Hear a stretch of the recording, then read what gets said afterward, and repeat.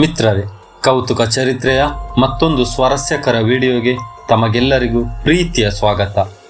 ಮಿತ್ರರೇ, ಭೂಮಿಯ ಮೇಲಿರುವ ಸಾವಿರಾರು ಪರ್ವತಗಳಲ್ಲಿ ಒಂದು ಪರ್ವತ ಮಾತ್ರ ಮನುಷ್ಯನಿಗೆ ಇಂದಿಗೂ ಒಂದು ಸವಾಲಾಗಿ ನಿಂತಿದೆ.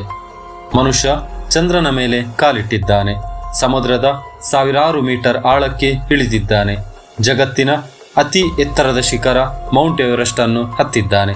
ಆದರೆ ಈ ಒಂದು ಪರ್ವತದ ಶಿಖರವನ್ನು ಯಾರಿಂದಲೂ ಹತ್ತಲು ಸಾಧ್ಯವಾಗಿಲ್ಲ. ಮಿತ್ರರೇ, ಕೈಲಾಸ ಪರ್ವತವು ನಿಜವಾಗಿಯೂ ಅಷ್ಟು ದುರ್ಗಮವಾದ ಪರ್ವತವೇ, ಅಥವಾ ಅದರ ಹಿಂದೆ ನಮಗೆ ಗೊತ್ತಿಲ್ಲದ ಯಾವುದೋ ಕಾರಣವಿದೆಯೇ?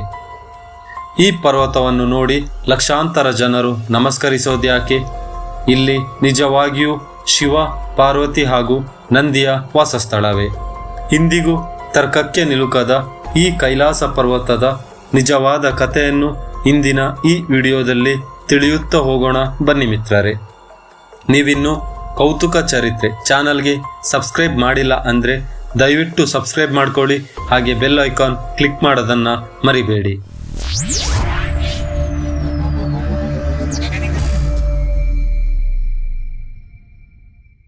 ಮಿತ್ರರೇ, ಕೈಲಾಸ ಪರ್ವತವು ಭಾರತ, ನೇಪಾಳ, ಟಿಬೆಟ್ ಭೂಪ್ರದೇಶ ಸಂಧಿಸೋ ಜಾಗದ ಬಳಿ ಈ ಕೈಲಾಸ ಪರ್ವತವಿದೆ. ಈ ಪರ್ವತ ಸರಿಸುಮಾರು ಸಮುದ್ರ ಮಟ್ಟದಿಂದ 6638 ಮೀಟರ್ ಎತ್ತರದಲ್ಲಿದೆ. ಹಿಂದೂ ಪುರಾಣಗಳ ಪ್ರಕಾರ ಕೈಲಾಸ ಪರ್ವತವು ಪರಮಶಿವನ ನಿವಾಸ ಎಂಬ ನಂಬಿಕೆ ಇದೆ. ಕೈಲಾಸ ಪರ್ವತವು ಬ್ರಹ್ಮಾಂಡದ ಕೇಂದ್ರ ಬಿಂದು ಎಂದು ಕರೆಯಲಾಗುತ್ತದೆ.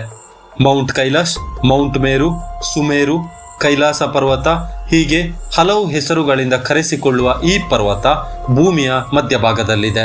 ಮಿತ್ರರೇ, ದೂರದಿಂದ ಈಜಿಪ್ಟ್ನ ಪಿರಮಿಡ್ ಶೇಪ್ನಲ್ಲಿ ಕಾಣುವ ಈ ಪರ್ವತ ಹಿಂದೂ, ಬೌದ್ಧ, ಜೈನ ಹಾಗೂ ಬೌದ್ಧ ಧರ್ಮದವರು ಈ ಪರ್ವತವನ್ನು ಅತ್ಯಂತ ಪವಿತ್ರ ಸ್ಥಳ ಎಂದು ನಂಬುತ್ತಾರೆ. ಇದರ ಸುತ್ತ ಒಂದು ಮಾರ್ಗವಿದೆ. ಈ ಮಾರ್ಗದಲ್ಲಿ ಹಿಂದೂ ಹಾಗೂ ಬೌದ್ಧ ಧರ್ಮದವರು ಎಡದಿಂದ ಬಲಕ್ಕೆ ಪ್ರದಕ್ಷಿಣೆಯನ್ನು ಹಾಕುತ್ತಾರೆ, ಹಾಗೂ ಜೈನ್ ಹಾಗೂ ಬೌದ್ಧ ಧರ್ಮದವರು ಬಲದಿಂದ ಎಡಕ್ಕೆ ಪ್ರದಕ್ಷಿಣೆಯನ್ನು ಹಾಕುತ್ತಾರೆ. ಮಿತ್ರರೇ, ಇದರ ಪಕ್ಕದಲ್ಲಿರುವ ಜಗತ್ತಿನ ಅತಿ ಎತ್ತರದ ಪರ್ವತ ಮೌಂಟ್ ಎವರೆಸ್ಟ್ ಅನ್ನು ಸಾವಿರಾರು ಮಂದಿ ಹತ್ತಿ ಇಳಿದಿದ್ದಾರೆ. ಆದರೆ ಕೈಲಾಸ ಪರ್ವತವನ್ನು ಏರಲು ಯಾರಿಗೂ ಸಾಧ್ಯವಾಗಿಲ್ಲ. ಇದನ್ನು ಹತ್ತಲು ಬಂದವರು ತುಂಬಾ ಜನ ತಮ್ಮ ಪ್ರಾಣವನ್ನೇ ಕಳೆದುಕೊಳ್ಳುತ್ತಾರೆ. ಹಾಗೂ ಉಳಿದವರು ಹೇಳುವ ಪ್ರಕಾರ ಇದೊಂದು ಟೈಮ್ ಮೆಷಿನ್. ಇಲ್ಲಿ ಸಮಯ ತುಂಬ ಬೇಗನೆ ಓಡುತ್ತದೆ. ನಮ್ಮ ಕೈಯುಗುರು ಹಾಗೂ ತಲೆ ಕೂದಲುಗಳು ತುಂಬ ವೇಗವಾಗಿ ಬೆಳೆಯುತ್ತವೆ. ಹಾಗೂ ಇದನ್ನು ಹತ್ತುವಾಗ ಯಾರೋ ಮುಂದೆಯಿಂದ ನಮ್ಮನ್ನು ತಳ್ಳಿದ ಅನುಭವವೂ ಆಗುತ್ತದೆ. ಇಲ್ಲಿ ಯಾವುದೇ ದಿಕ್ಸೂಚಿಯು ಕೆಲಸವನ್ನು ಮಾಡುವುದಿಲ್ಲ. ಹಾಗೂ ಇಲ್ಲಿ ಬರುವ ಗಾಳಿಯ ಶಬ್ದ ಒಂದು ತರಹದ ವಿಚಿತ್ರ ಶಬ್ದದಲ್ಲಿ ಕೇಳುತ್ತದೆ ಎಂದು ಪರ್ವತಾರೋಹಿಗಳ ಅನುಭವದ ಮಾತಾಗಿದೆ. ಮಿತ್ರರೇ, ಸೈಬೀರಿಯಾ ಮೂಲದ 4 ಈ ಪರ್ವತವನ್ನು ಏರಲು ಬಂದಿದ್ದರು. ಈ ಪರ್ವತವನ್ನು ಏರುವಾಗ ಅದರ ತುದಿ ತಲುಪುವ ಮೊದಲೇ ಅವರು ವಯಸ್ಸಾಗಿ ತಮ್ಮ ಪ್ರಾಣವನ್ನು ಬಿಡುತ್ತಾರೆ. ಹಾಗೂ ಮೊಟ್ಟ ಮೊದಲು ರೆನಾಲ್ಡ್ ಮೆಸ್ನರ್ ಎಂಬಾತನಿಗೆ ಚೀನಾ ಸರ್ಕಾರ ಕೈಲಾಸ ಪರ್ವತವನ್ನು ಏರಲು ಅನುಮತಿಯನ್ನು ನೀಡಿತ್ತು. ಆದರೆ ಆತ ಕೈಲಾಸ ಪರ್ವತಕ್ಕೆ ತನ್ನ ಪಾದವನ್ನು ಕೂಡ ಇಡಲಿಲ್ಲ. ಅದಕ್ಕೆ ಕಾರಣ ಆತನಿಗೆ ಕೈಲಾಸ ಪರ್ವತದ ಮೇಲಿದ್ದ ನಂಬಿಕೆಯಾಗಿತ್ತು.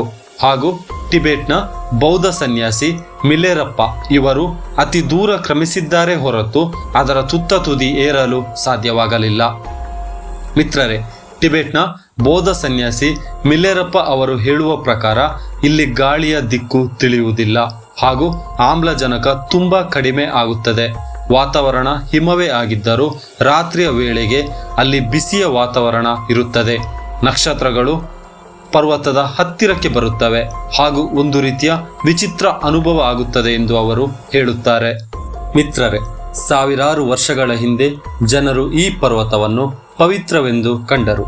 ಇಂದಿಗೂ ಜನರು ಸಾವಿರಾರು ಕಿಲೋಮೀಟರ್ನಿಂದ ಪ್ರಯಾಣಿಸಿ ಇಲ್ಲಿಗೆ ಬರುತ್ತಾರೆ. ವಿವಿಧ ಧರ್ಮಗಳು ತಮ್ಮದೇ ರೀತಿಯಲ್ಲಿ ಕೈಲಾಸ ಪರ್ವತವನ್ನು ಗೌರವಿಸುತ್ತದೆ. ಇದು ಒಂದು ಅಪರೂಪದ ಸಂಗತಿಯಾಗಿದೆ. ಒಂದೇ ಪರ್ವತ, ಆದರೆ ಅನೇಕ ಧರ್ಮಗಳ ಆಧ್ಯಾತ್ಮಿಕ ಕೇಂದ್ರವಾಗಿದೆ. ಇದೇ ಕೈಲಾಸ ಪರ್ವತದ ನಿಜವಾದ ಅದ್ಭುತವಾಗಿದೆ. ಮಿತ್ರರೇ, ಈ ಪರ್ವತದ ಮೇಲೆ ಯಾವಾಗ ಸೂರ್ಯನ ಕಿರಣಗಳು ಬೀಳುತ್ತವೆಯೋ ಆಗ ಈ ಪರ್ವತ ಚಿನ್ನದ ಹಾಗೆ ಹೊಳೆಯುತ್ತದೆ ಹಾಗೂ ಈ ಪರ್ವತದ 4 ಮುಖಗಳು 4 ದಿಕ್ಕನ್ನು ಸೂಚಿಸುತ್ತದೆ. ಮಿತ್ರರೇ, ನಿಮಗೊಂದು ವಿಷಯ ಗೊತ್ತಾ?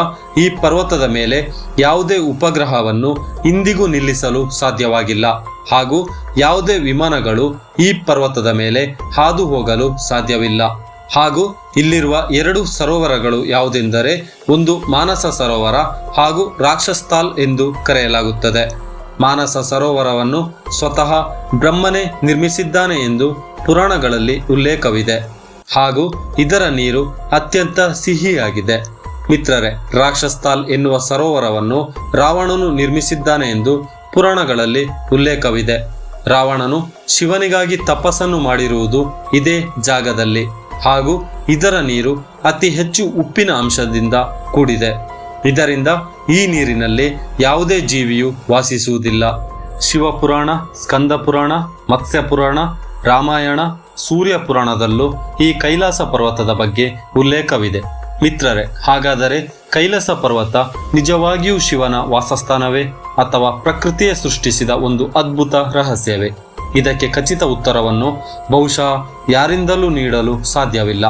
ಆದರೆ ಸಾವಿರಾರು ವರ್ಷಗಳಿಂದ ಬದಲಾಗದೆ ನಿಂತಿರುವ ಆ ಹಿಮಪರ್ವತ, ಅದರ ಸುತ್ತಲಿನ ಪವಿತ್ರ ಸರೋವರಗಳು ಅಥವಾ ಅದರೊಂದಿಗೆ ಬೆಸೆದುಕೊಂಡಿರುವ ಅನೇಕ ಪುರಾಣಗಳು ಕೈಲಾಸವನ್ನು ಇಂದಿಗೂ ಜಗತ್ತಿನ ಅತ್ಯಂತ ನಿಗೂಢ ಪರ್ವತಗಳಲ್ಲಿ ಒಂದಾಗಿಸಿದೆ.